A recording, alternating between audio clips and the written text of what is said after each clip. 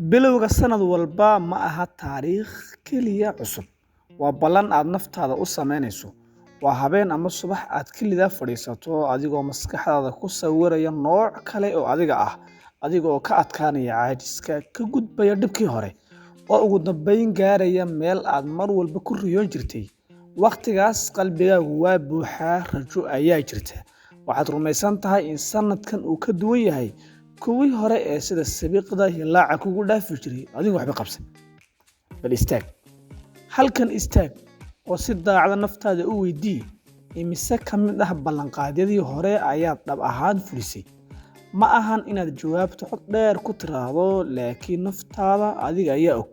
Qorshayaashu badanaa ma dhintaan maalinta koowaad iyo labaad iyo saddexaad.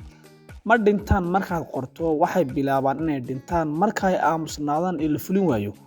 Maalinta aad tiraahdo waan daalay, berri ayaan qabanayaa, hal maalin waxba iga yeeli mayso, waan ka dulboodayaa, maalin kale oo firaaqaan leeyahay baan qabanayaa. Halkaas qorshahaagu ma jabin, laakiin weli suuxdin ayuu galay.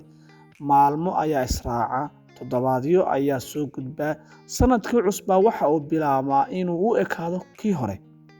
Waxa xanuunka badan ma aha inaad ku fashilanto, ee waa inaad si tartiib u ogaato inaad naftaadii ka qoosatay adigoon ogeyn, ood aamintay inaanad waxba qaban karin, kuma fashilantay qorshihii aad qorshaysatay bilowga sanadka. Sababtoo ah runta dhabta ahi waa tan: qorshahaagu ma liito, duruufuhu kuma diidanaa, nasiibku kaama soo horjeedo. Dhibaatadu waa inaanad fahmin waxa run ahaantii dilaya dadaalkaaga. Haddii aad maanta daawanayso muuqaalkan ama aad dhegeysanayso, waxay ka dhigan tahay in su'aashan ay ku gubayso: maxaa iga hor istaagay inaan sii wado qorshihii aan qortay bilowga sanad walba? Maanta kama hadlayno rajo beena, kama hadlayno dhiirigelin hal daqiiqo ah. Waxaan ka hadlaynaa sababaha qarsoon ee qorshaheena u burburiya, sida ay maskaxdeenu inooga shaqayso iyadoo inaga dhan ah. Haddii aad diyaar u tahay inaad runta maqasho, oo aad diyaar u tahay inaad naftaada la kulanto, markaas sii wada daawashada. Soo dhawow saaxiib. Haddaba muuqaalkeenan caawa bal waxaynu ku eegaynaa su'aasha ah: sababta aan qorshaha aynu qorshaysano sanadka bilowgiisu uu u lumo intaynaan fulinin, amba muxuu u baaba'aa? Qodobka koowaad ee keenaya in qorshaheenu burburo inagoonaan gaadhin meeshii aan doonayno waxa weeye qorshaha waxaynu u aragnaa riyo ee shaqo ahaan uma aragno. Marka hore, qorshe ayaan samaysanaa sanadka bilowgiisa. Waxaynu ku aragnaa maskax nadiif ah, daal ma muuqdo, mashquul ma jiro, caqabad lama saadaalin. Markaad wax qorsheynayso, xamaasad baa kugu jirta, wax daali kuma muuqdo, mashquul kuma jirtid, caqabad lama sii saadaalin. Markaas hadhow marka caqabaduhu yimaadaan ee wax kaa hor yimaadaan, wuxuu qofku u arkayaa in waxna khalad yihiin. Laakiin nolosha dhabta ah marka uu qorshuhu taabto, waqtigaa yaraada, mas'uuliyad ayaa yimaada, niyadda iyo xamaasadii iyo firfircoonidii aad ku bilowday ayaa hoos u dhacda. Halkaas ayuu qofku ku niyad jabaa, sababtoo ah maskaxaan umaynaan diyaarsanayn shaqada ka dambaysa qorshaha. Qorshaha guulaystu waa midka hore u aqbala in noloshu maalin walba aanay qurux badnayn. Laysa likulli yawmin ciid balad. Qodobka labaad ee nagu keenaya qorshaheeni inuu burburo oo meel dhexe ku burburo isagoo aan gaadhin sidii aan doonayno waxa weeye waxa aan doonaynaa isbeddel aan dhibaato lahayn.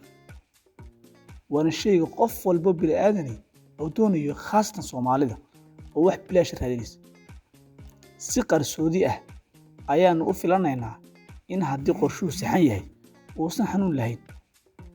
Wax bilaashan raadinaynaa. Haddii uu yahay kan nagu habboon oo fududaado, waa maskaxdeena waxay nagu oranaysaa.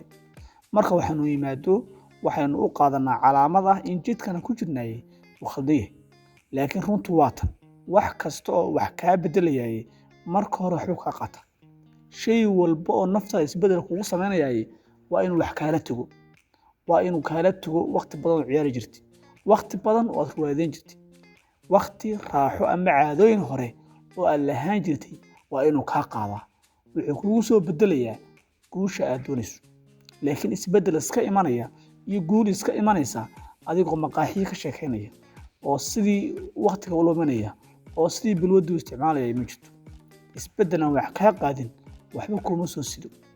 Qodobka saddexaad ee nagu khasbaya amba inagu carqalad ah inaynu gaadhno guusheennii aan qorshaysanay inaan gaadhno naga baabinay waxa weeye waxaan la dagaalamaynaa calaamadaha halkii aan la dagaalami lahayn sababta oo macnaheedu tahay marka qorshuhu istaago waxaan eegnaa dusha sare waan daalay waan caajisay xamaasad ma jirto waxaan isku daynaa inaan ka baxsano dareenkaas mar walbo hawsha aad ku dhex jirto waxaad dareemaysaa daal iyo naftu ma ogola dareenkaas ogolaansho la'aanta iyo diidmada ah inagoo ka meeraysanayna ayaan dhahnaa waan iska nasanaya baraan samaynaya laakiin isma weydiino maxaa keenay daalka maxaa keenay caajiska badanaa sababtu waxa weeye yool aan caddayn culayska oon la jajabin shaqo aan macno ku yeerin hawlaha aad qabanayso haddii aad tiraahdo shayga markaasaan qabanaya oo hawl weyn mar baan qaban khaasa tiraahdo markaad waxba ka qaban kari weydo waad ka caajisaysaa waxay dhahan man faata man talaba alkulla faata alkull qofka dhammaan dalba shay kasta hal mar wax wada dalbay wuxuu dhan buu waayay haddii maanta tusaale ahaan aad assignment amba imtixaan diyaarinayso waa inaad kala jabsato oo kala reeraysato haddii aad doonayso sanadkan aad qorshahaad yeelatay ku guulaysatay waa inaad kala jabsato oo 12 usbuuc kala jabiso waana usbuuc kasta aad maalmo ku kala jabiso ilaa aad taabato xididka dhibta qorshuhu mar walba u istaagi doona qodobka afraad waxa weeye waxaynu u qaadanaa in isbeddelku noqonayo mid degdeg ah oo waxyaabaha ugu waaweyn ee dhalinyarada qorshe kastoo samaystaan ka burburiya maskaxda bini'aadamku waxay jeceshahay natiijo degdeg ah caddayn muuqata horumar la arki karo laakiin isbeddelka dhabta ah waa aamusan yahay wuu gaabis badan yahay mararka qaar lama arki karo bilaa hore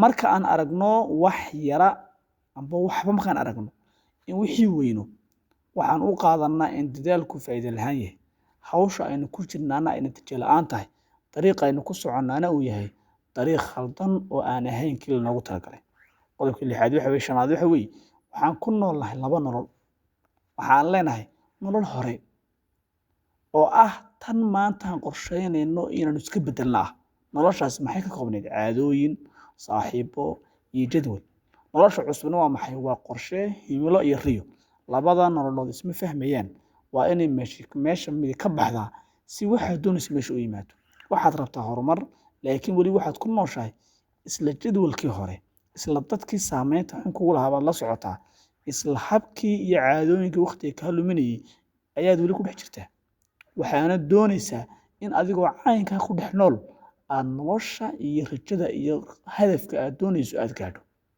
hayhaata ilaa noloshii hore wax laga bedelo tan cusub meel ay wax ku tarto ma haysato qodobka lixaad ee ugu dambeeya waxa weeye ee gabagabada ahi waxaan u fahanaa in mar walba aynu u baahannahay xamaasad iyo dhiirigelin dad badan waxay u haystaan in marka aan dareeno dareen xamaasadeed iyo dhiirigelin aan wax sii wadayno laakiin dareenku wuu isbedelayaa xamaasaddu waa maalmaha hore wuu yaraanaya oo baaba'aya sii wadiddu ma aha dareen ee waa go'aan aad qaadato xitaa marka aanad u baahnayn ama marka aanad haysanin dareen ku dhiirigelinaya qorshaha guulaystay wuxuu ku dhisan yahay anshax caado iyo go'aan joogto ah ma ahan xamaasad ku meel gaar ugu dambeyntii qorshahaagu ma liito dhibaato cusubna kuma haysato waxaad u baahan tahay isbeddel